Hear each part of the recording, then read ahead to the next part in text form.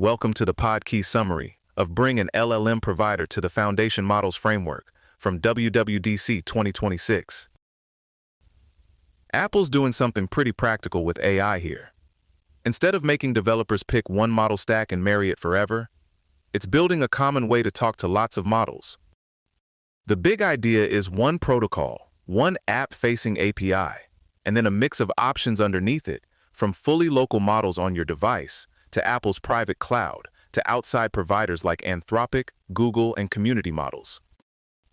And once you get past the framework jargon, the story is really about flexibility, privacy, and making Swift apps a lot less painful to upgrade as the model landscape keeps changing every 5 minutes. At the center of this is a single language model protocol in Apple's Foundation Models framework. If a model implements that protocol, it can slot into an app, whether it lives on-device, in private cloud compute, or comes from some outside package. For developers, that means swapping models can be as simple as changing a line of code instead of rewriting the whole integration. That sounds a little boring until you think about how fast this space moves.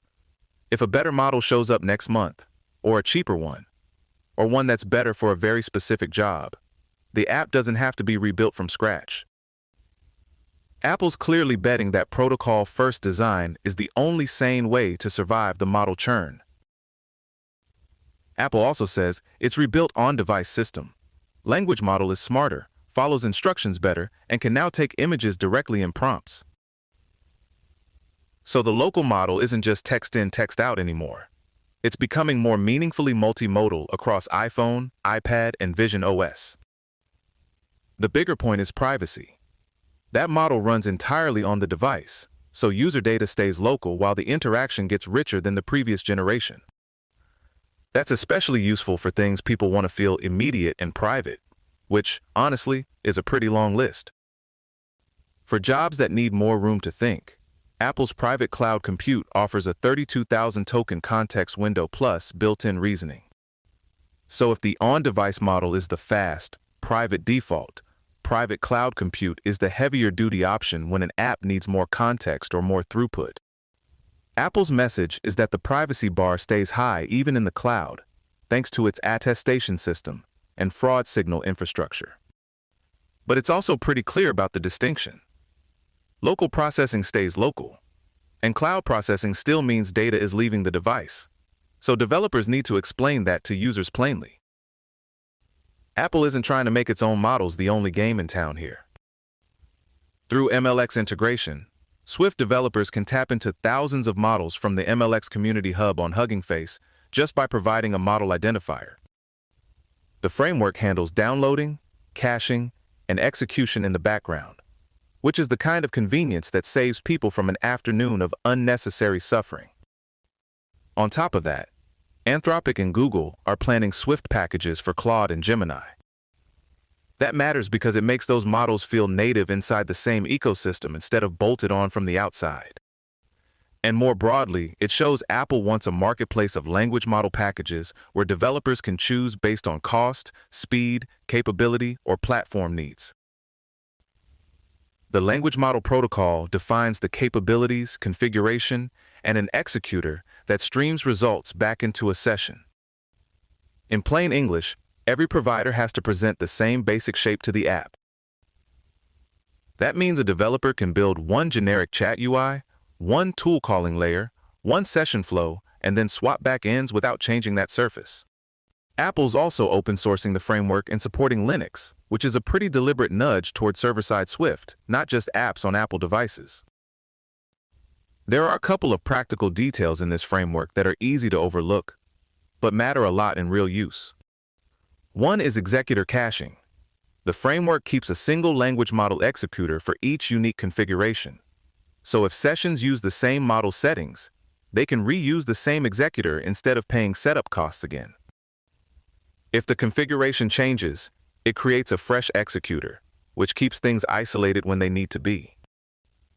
There's also an optional pre-warm step, where a model can load weights, open network connections, or do other expensive setup before the first request arrives. If that pre-warm doesn't happen, the first response may be slower, but Apple says the heavy loading still only happens once across sessions using that executor. Responses come back as a stream of events, like text deltas, tool call deltas, and custom segment updates. So the UI can show output as it's generated instead of waiting for one finished block, which is pretty much table stakes now, if you want an assistant to feel alive. If a developer wants a simpler one-shot call, that still exists. It just wraps the streaming behavior underneath.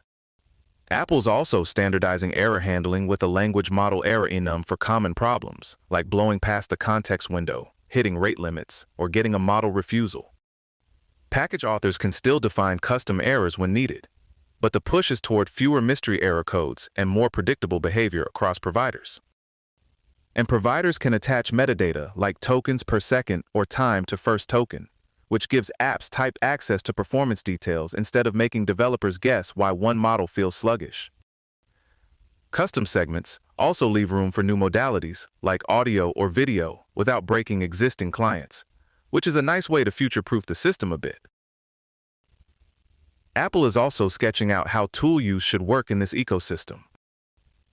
It describes 3 patterns. Keep the tool private and only stream the final answer.